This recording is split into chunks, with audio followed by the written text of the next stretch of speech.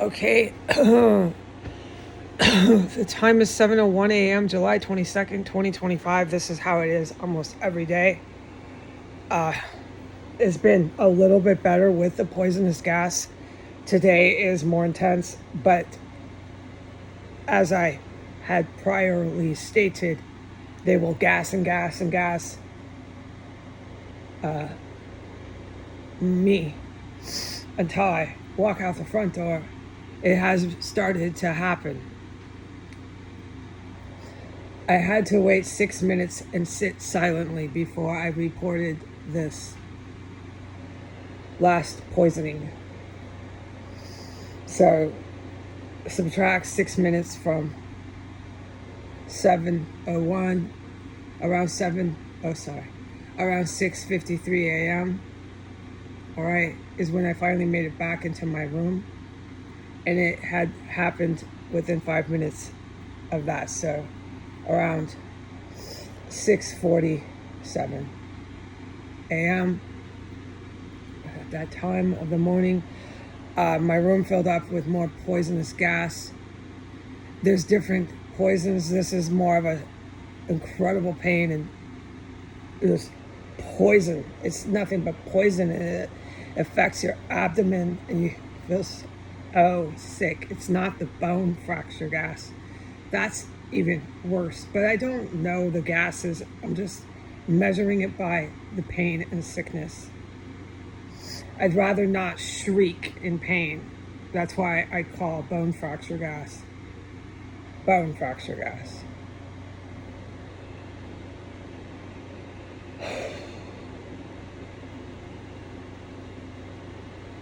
Okay, there are other poisonous gases they have used that don't affect your pancreas and make you shriek, that are as terrifying and painful. Like that day that I said it was comparable to having a baby, and I was just crying in pain, loud enough to be heard on the sidewalk, and I was crying in pain alone in the bathroom for an easy 15 minutes. People could have more than likely very, very, very, very easily heard me as they proudly kept walking by this house. It was in the morning around 9 a.m. that I remember the poisonings. People who go through that kind of pain and terror don't forget it. One after the next, people walked past this house, very proud of themselves to walk past 1509 at Street Northwest, as I just flat out shrieked in pain comparable to having a baby from some sort of poisonous gas that was targeted at me, and I couldn't get away from it. It was in the bathroom, the hallway, every room, the main room, the extra room. Wherever I went, they start pumping it. All this diarrhea kept gushing out. The terror a person goes through, you just don't forget it, man. I've lost hair, a lot of hair from this poisonous gas. My eyesight is just shot. It does get better, but the gas never stops, so you just cry, uncle. The face is rashed out. It's just terrible.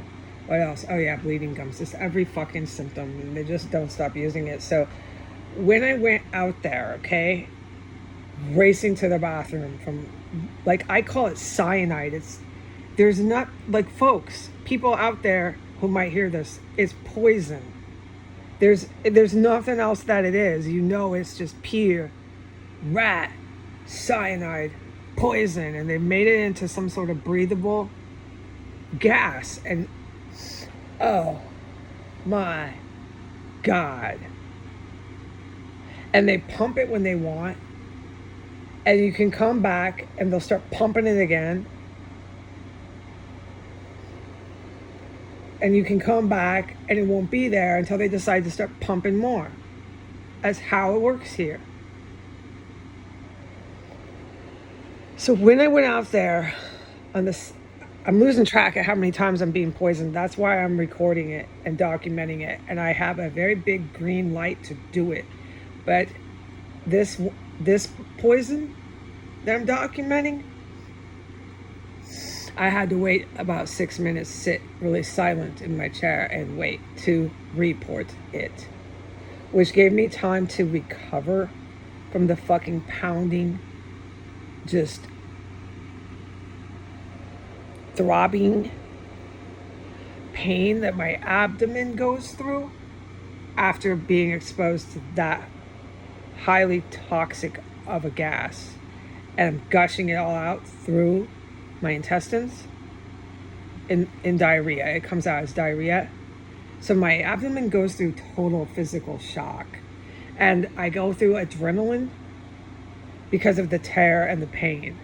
So that 6 minutes was good to get all those chemicals out of my body and just kind of readjust, which I took advantage of that, and I just breathed and tried to calm down my body, breathe out the pain. I have become good at this, how to try to cope with this physically. It's a survival mechanism because it never stopped. It's still happening to this day.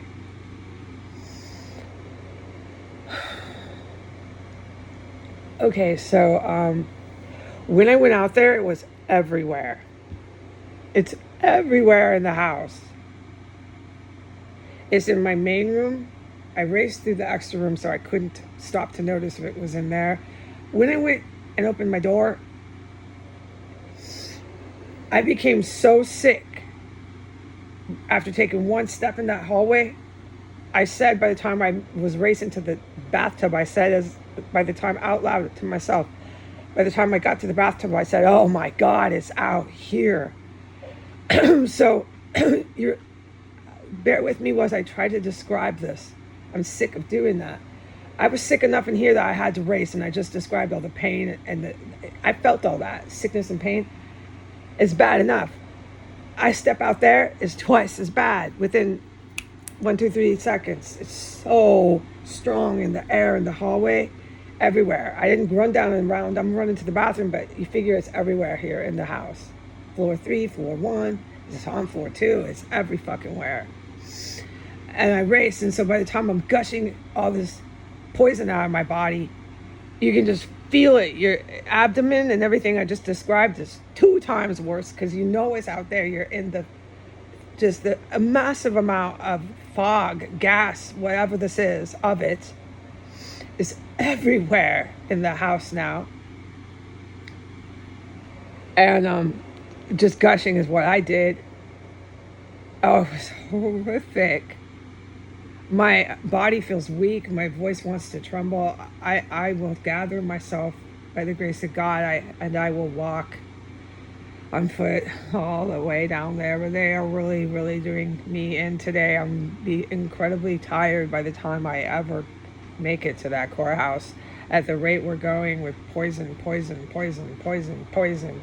gas. I'm going to look and feel like I got gassed, okay?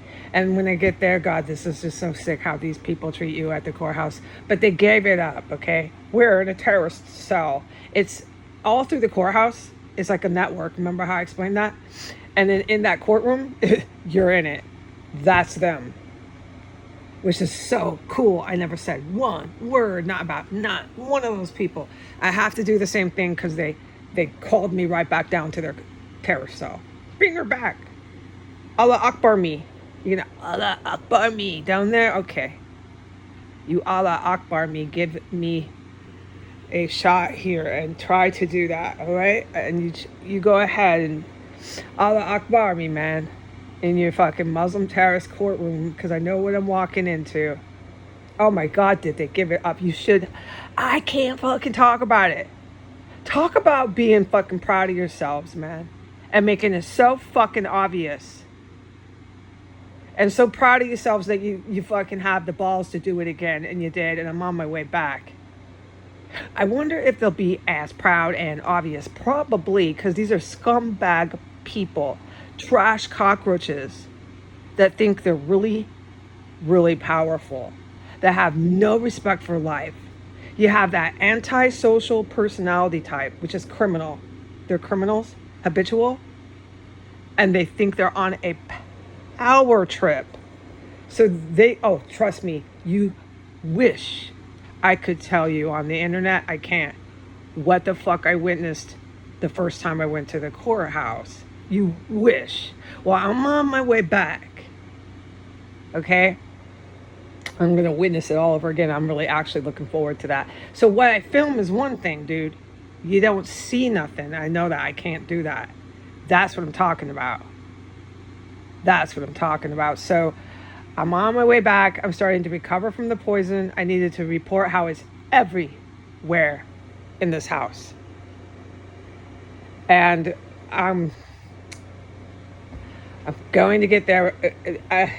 I have plenty of time to walk, but I hate this because you wake up feeling somewhat okay, and then by the time they fucking decide to stop, if they do, I might be running out the door and they're still doing it.